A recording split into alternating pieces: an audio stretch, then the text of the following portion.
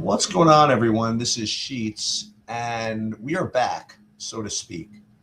For those that were following my videos for the past several years, one of the things that I enjoyed doing quite a bit was this contrarian betting breakdown for UFC. And as TrueDFS got acquired by Pater, I, I thought about whether I wanted to bring these back. It's not exactly a DFS thing, but one of the reasons why I like doing content is just to share my thoughts with people and try to teach them about the way my brain works and different ways to help them improve, whether it be DFS or betting or life or otherwise. And this is the platform that I use now. So uh, I'm going to do this. And if nobody likes it, then I'll take it off of the Pater channel. I'll just put it on my own. But here's the idea. Okay, for those of you that may or may not know, the way I made most of my money was running my hedge fund, and one of the things that it's important to realize when you're investing in anything, whether it be the sports betting market, stock market, or whatever, is that if you're going to obtain an edge, it's important to realize, or at least take a guess at what's already priced into the market. Okay. Whenever you have a liquid market where you have a huge wisdom of crowds effect, or a huge crowd that's betting with their money or giving their opinions because of with their money, it's going to be very difficult to presume that there's something wrong with the pricing, right? I mean, in the stock market, you have trillions and trillions of dollars being pumped into these stocks.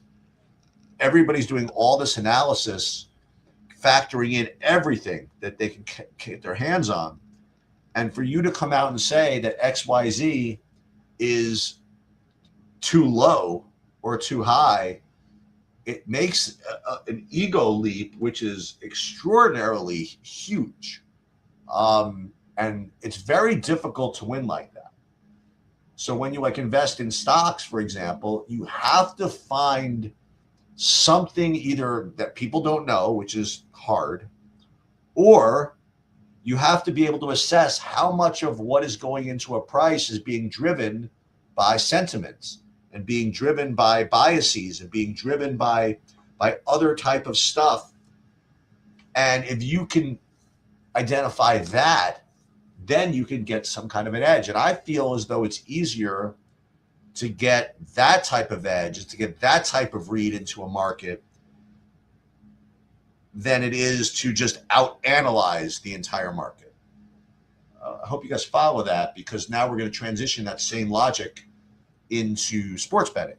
And sports betting, and one of the reasons why, I don't really like betting on sports really as a way to make money, is I feel as though in the most liquid markets, I mean, everything's priced in, right? I mean, there are billions of dollars being bet into these markets.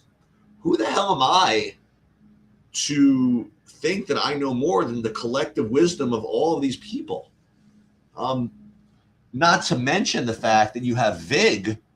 That's you have to factor it on top of that. So, I mean, if you're going to bet on sports, I mean, my view and the way I've always dealt with sports betting is you have to be able to assess what of a line is being driven by bias, what part of a line is being driven by sentiment, what part of a line is being driven by storytelling. Okay. And if you want to be a wagerer, whether it be in the stock market or in sports betting, you have to be contrarian in that sense. You have to be able to say, okay, what's the most obvious thing? What does everybody think is going to happen? And then fade it. Because what people think is going to happen and what is an easy story for people to tell, that is 100% going to be priced into the market. And I would argue that's being priced in 130%. Okay.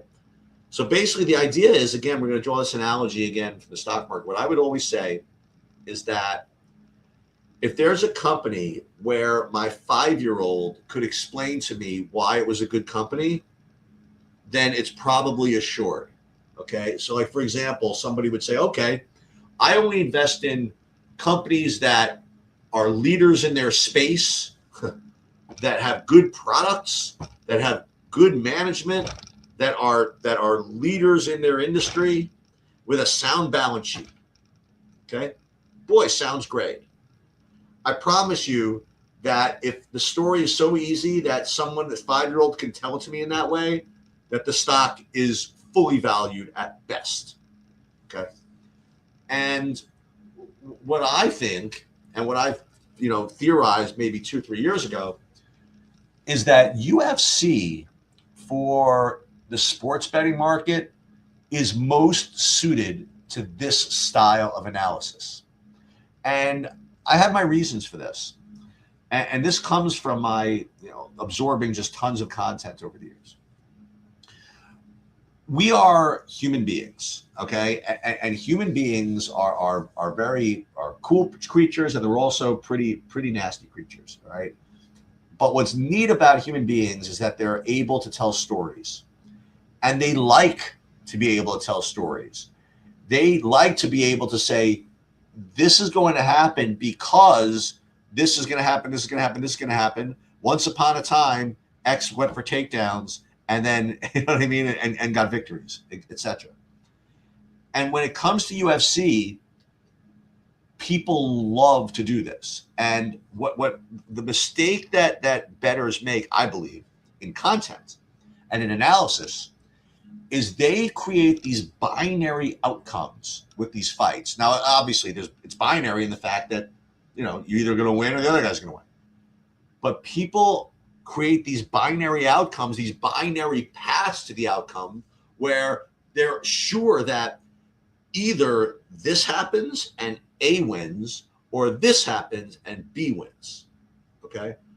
And the other thing that people say is, oh, well, this is the state of affairs in this guy's life, so this is going to happen.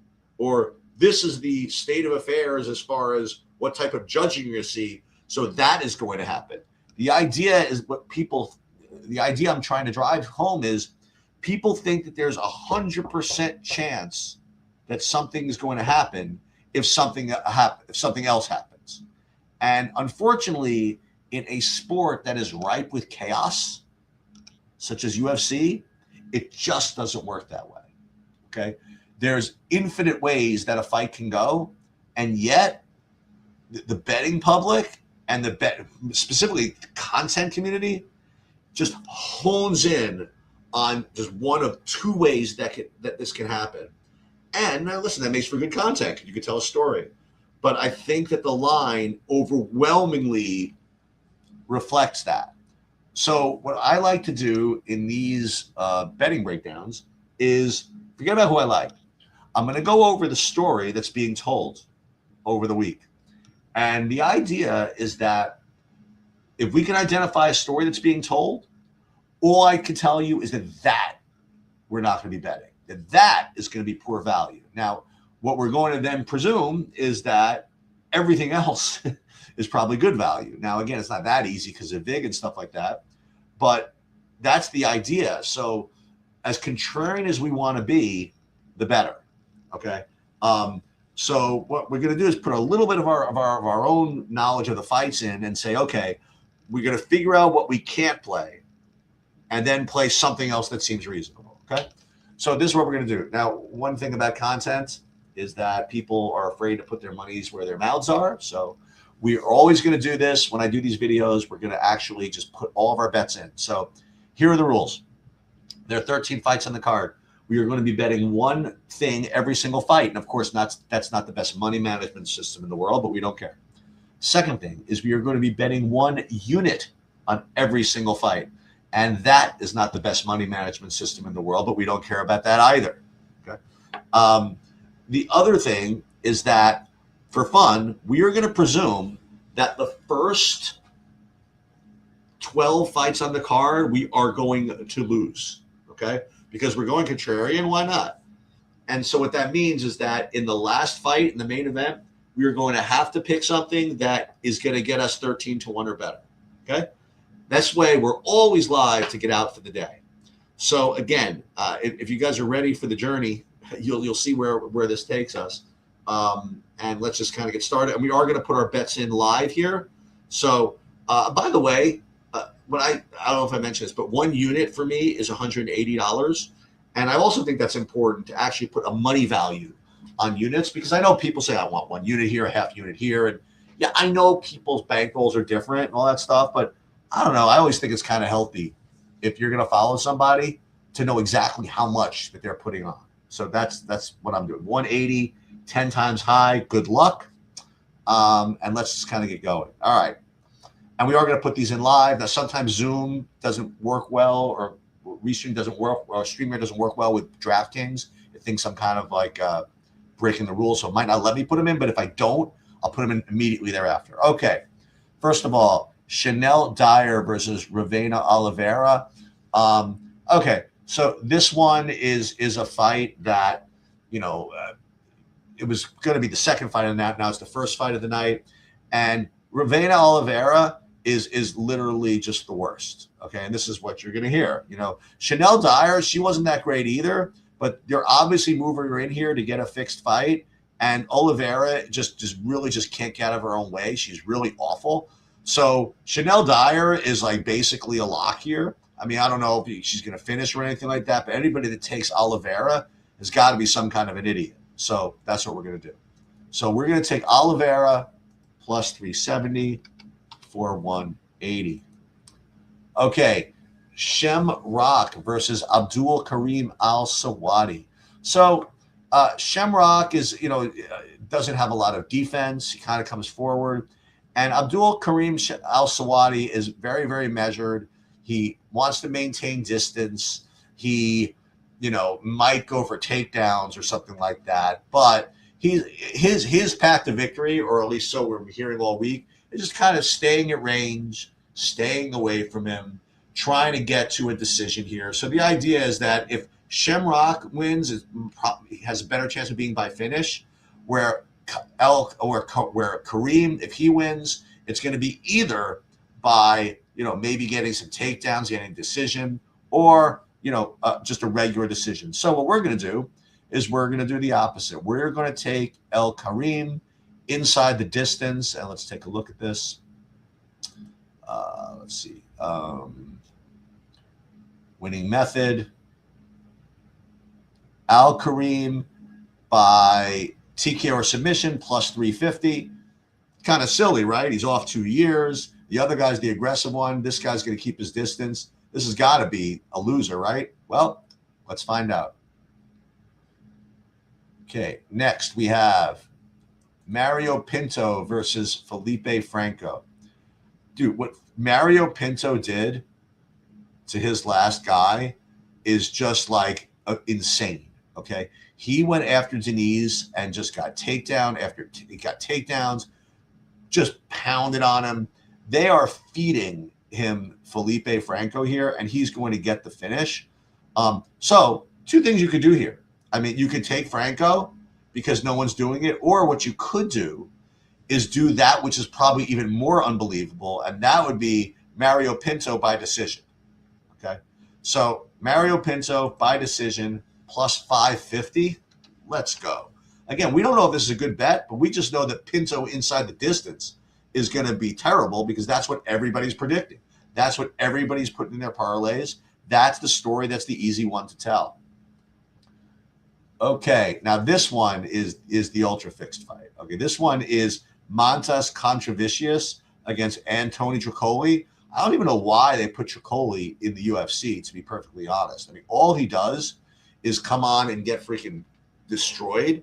So it's almost like they hire him just to take these beatings. So anybody, again, that would take Tricoli here is ridiculous. So it's either going to be, Montas round one, Montas by KO or something like that. And that's what everybody's playing. So we really have one of two choices. We can just play Tricoli inside Tricoli to win, or we could play again Contravicius by decision. Let's take a look and see what's better, actually. So if we play Tricoli, we'd get plus 550.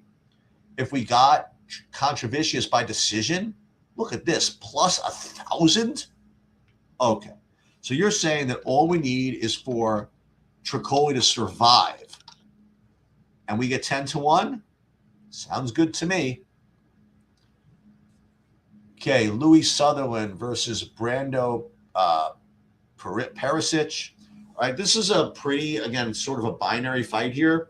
Louis Sutherland, he's got a big neck. He's very tough, but really the only way he's going to win is kind of get Perisic up into the clinch, okay, and kind of win this dirty boxing fight. Or Perisic, he's the one that's going to be getting the KOs. So you could either bet one of two things here, apparently. You could either bet Sutherland by decision, or you could bet Perisic inside the distance. So we can't do either of those things. So we have to either bet Sutherland inside or Perisic by decision.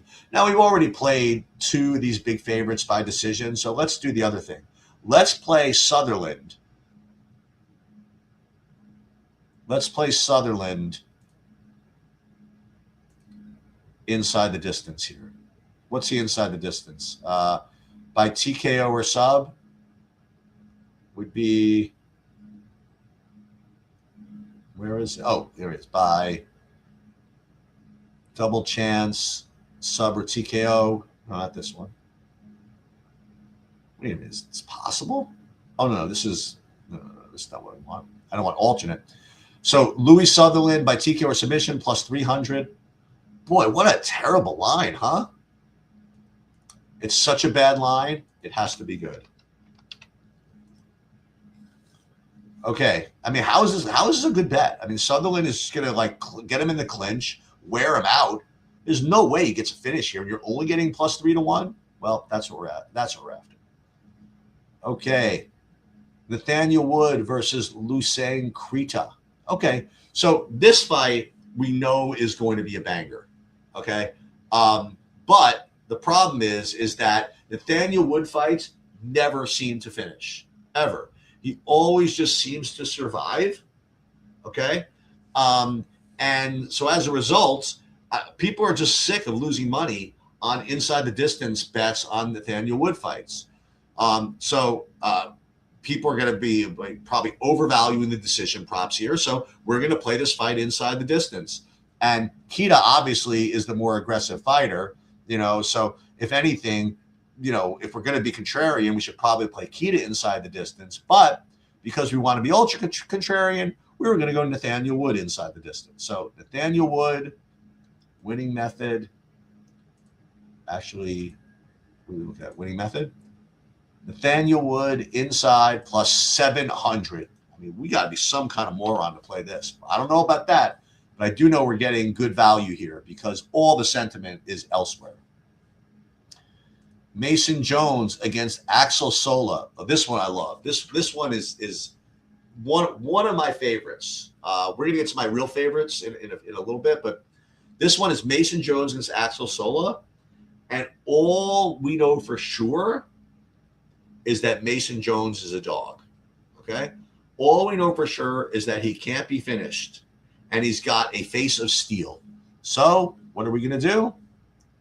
Sola by KO. Winning method, Sola by just KO, actually. It's good enough. Method of victory. Wait a minute. Fight props? No, we want, Mason Jones. No, Sola by KO plus 400 against the face of steel. Sounds good to me. All right, Curtis Campbell versus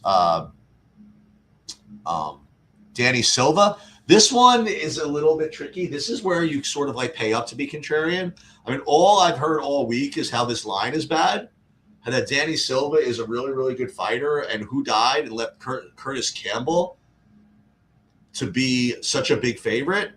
So in this case, all the public money and all this sharp money is on Silva. So we are going to go ahead and take Campbell, and if we're going to do that, may as well, go for the throat here or go Campbell round one. So Campbell, let's see. Well, we don't need KO or sub. We don't want to judge based on that. Campbell by sub round 1. That would be fun. We'll just go Campbell round 1 plus 500. Why are we doing this? Silva never gets KO'd in the first round. Got to be kidding me. Well, good luck. Okay, Roman Dolise versus Christian Leroy Duncan. All right, so Dolise was obviously exposed in his last fight. Christian Leroy Duncan is really the second coming of Christ, honestly, in the British markets. So it's obviously going to be just kind of a fixed fight for him. Let him just kind of show his wares. Just take Dolise wherever he wants to go, etc. But Dolise is only one fight removed, honestly, from being playable against Fluffy Hernandez. And just because he got taken down all over the universe, we're going to just give up on him? No, not so fast. So we're going to take Dolise plus the 350 for 180. So far, we're going to be 0 for 9, right? I mean, that's obviously pretty clear. All right. Iwo Baranowski versus Austin Lane. All right. I don't know why they let Austin Lane in the UFC. Okay. I mean, to watch Austin Lane's KOs is kind of like an incredible meme. So to bring in Iwo Baranowski coming off of that really just incredible first round win to feed him Austin Lane, I mean, this is obviously just like a joke, right? So let's all just take the free money and we'll play Baranowski in round 1. Well, not so fast, because Austin Lane, in his fight against Robes, whatever his name was, he was a huge underdog, and he realized the only way that he could win was to get takedowns, and he did, and he laid on top of him and he got the win. So I don't think Austin Lane can win. I think that he's good enough to get enough takedowns maybe or control to push this fight. So I'm going to play Baranowski either in round 2 or by decision. Let's see what we can get here. I have a feeling by decision is like $1 billion to 1. Yeah, he is plus 1,200 by decision. But let's look at round 2 just for example. Baranowski round 2 is plus 500, but that's by KO. I want to put submission in here as well, just because, just in case Austin Lane does go for a takedown, it is possible that he can get subbed. So let's just go with Baranowski round 2 for 180. So we're now 0 for 10. But I promise you that we're 0 for 10 on stuff that no one's playing, or at the very least, that no one thinks that could happen, which means that it's probably good value the way these perfect markets work. All right, Michael Venom Page versus Sam Patterson. So Michael Page probably going to, piece him up on the feet, or it is possible that Sam Patterson is going to get his grappling going. So a couple of things you can't bet. You can't bet Sam Patterson by submission, right? Because that's what people think Sam Patterson could do. And you can't really bet Michael Page by KO, okay? Or even by decision, because those are going to be his paths to victory. I think that if you want to play this fight, there's only one thing you can really do, and this is really gross. It's almost impossible, but it's so impossible that we're just going to have to try it. And we're going to play Sam Patterson by KO plus the 650. Well, why not? Venom Page, the better striker. Why wouldn't we bet Sam Patterson by KO? Well, remember, it is possible that he gets takedowns and wins by ground and pound. Very possible. So we're going to play Sam Patterson by KO. Just throw the money to the Wolves plus 160. Plus for 180. All right. Actually, we do have 2 more fights. Well, one more before we go 0-12. And now we have Luke Riley versus Michael Aswell. And, this is Luke Riley, they wouldn't put him in the main event unless they wanted to boat home a British fighter. And one thing I will say is that if this fight does in fact go to decision, there's no way they're going to give the American the decision over a British guy. So that's what we're going to do. We're going to play Aswell by decision plus 550. Now, again, if you really want to be contrarian, honestly, one thing you could do in this card is just go against every British fighter. Because the idea is that they're doing it in London for a reason. They're putting these guys out there for a reason, and the judges are going to be all favoring the British guys for a reason. But that's what everybody is saying is going to happen, which means that I think that every British fighter here is overvalued. I do. Now, is it overvalued enough to overcome the VIG? Probably not. Okay, but this is the way that you should be thinking, at least, about investing and thinking about betting into these markets. So let's just review the terrible 12 plays that we're making here before we get it all back in the main event. So we have Roman Ravena Oliveira is like one of the worst fighters on the roster. We'll get her plus 370. Then we have Abdul Karim Al Sawadi, who is probably going to keep this at distance. How is he going to get how is he going to finish? I don't know. We'll find out. Mario Pinto is going to run him over, and Franco's never going to survive, which means we're going to lose because we have Pinto by decision. We have Montes Contrarian, same thing. I mean, Tricoli, he's just there to get his paycheck. Just going to going to try to find the door in the first round. Well, then we're going to lose because we're going to play him by decision. Contrarian by decision. Louis Sutherland, this is like an atrocious line, considering the way that he's supposed to win. So atrocious that probably is good value. Nathaniel Wood, again, this Nathaniel Wood fights don't finish, so the fact that we're playing him anything in this fight to finish is ridiculous. And if you're going to play someone to with the finishing upside, it would be the other side. So we're going to go play Wood plus 700 inside the distance. Axel Sola, this is going to be a good fight, but Mason Jones with the face of steel can't be knocked out, so we're going to lose because we got plus 400 there. Curtis Campbell against Danny Silva. This is the one British fighter that we're going to play because the sharps have been just a little bit too much on the Danny Silva side for my own good. So we are going to play Campbell here as the one British guy in round one. We're certainly going to go against the second coming of whoever with Christian Leroy Duncan side. We're going to take Roman Dolise coming off that destruction at the hands of Fluffy Hernandez. Iwo Baranowski, again, Austin Lane, again, throw him to the wolves. He's going to get knocked out in the first round unless gets a takedown or two, survives, and then we'll get him in round two, plus 450. And then Sam Patterson, either he wins by submission or Michael Page wins by KO or decision. So we're going to go play Patterson by KO. And then we have Aswell. Again, I don't know how he expects to win a decision in London, but that's what we're playing. So we're going to be 0-12. It's time to play the main event. All right? So this is a very easy main event to bet as a contrarian, and it is an extraordinarily easy main event to bet when you need to get 13-1. Because this is the easiest fight in the world to break down.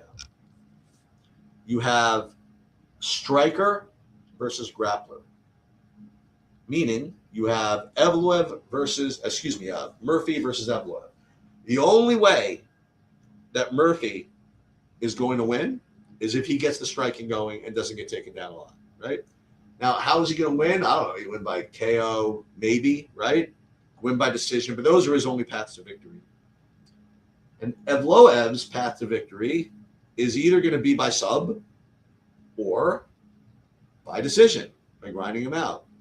So those are all the things we're not allowed to play. There's literally only two things that we can play. And both things are going to be very well valued. And we're probably going to be able to get 13-1 on at least one of them. And if we can't, then we can find the right round. So we could either play, you guys following along, right? We could either play Evloev by KO, or we could play Murphy by sub. Now, obviously, that's ridiculous, Murphy by sub, right? So let's first take a look at Evloev by KO. Well, Evloev by KO is only plus 800. So that's not enough. You can play him in maybe, I don't know, KO round 2 for whatever. But hear me out here.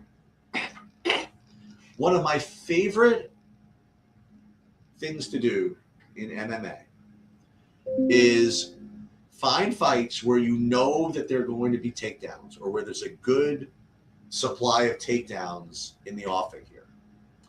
And play the other side by sub. Now, I said it was ridiculous, right?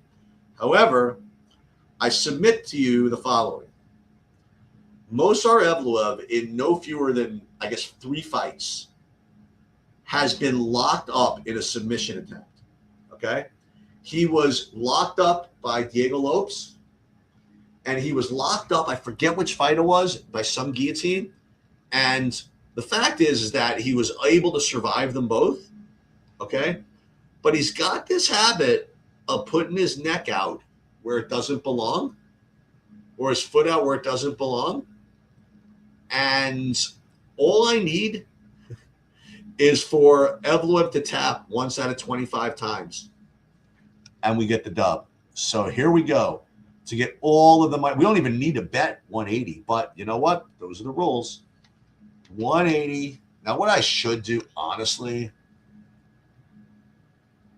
is bet a little less and then put some on Evloev like round 1 by KO, but we're not going to do it.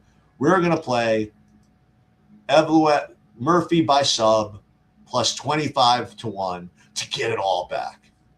Let's see if it'll let me place my bets right now. Let's see.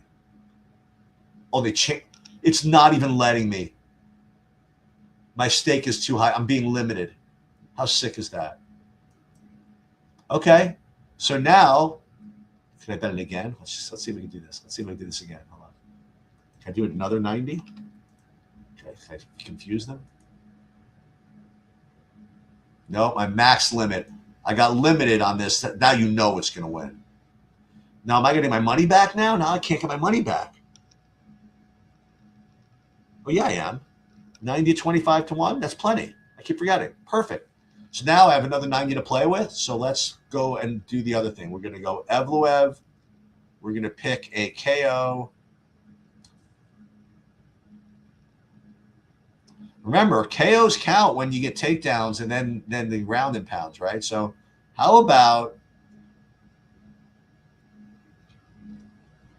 exact method of victory? Well, or maybe we should just donate the 90 to charity here. Now we'll go Evloev. Oh, we can. Any of these will get our money back. So let's do this. What do we want? Round 1 or round 2? Boy, it's the same, huh? I should have to pick one. I guess it's more likely. Well, he gets the takedowns and wears them out a little bit, and then he had the second takedown. All right. TKO round 2 for 90. And the other thing that could do is that might actually have him bust in DFS.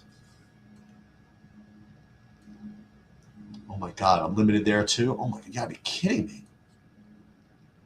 Is that gonna get my money back?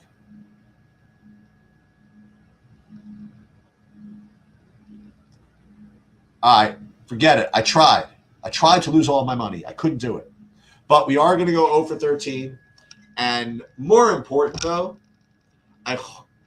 hopefully I'm going to continue to train you guys to think about sports betting in this way. Now, again, do we make great bets? Who knows? But the point is that we did not get on the chalk, and we had a process of at least Xing out what we knew was going to be overvalued.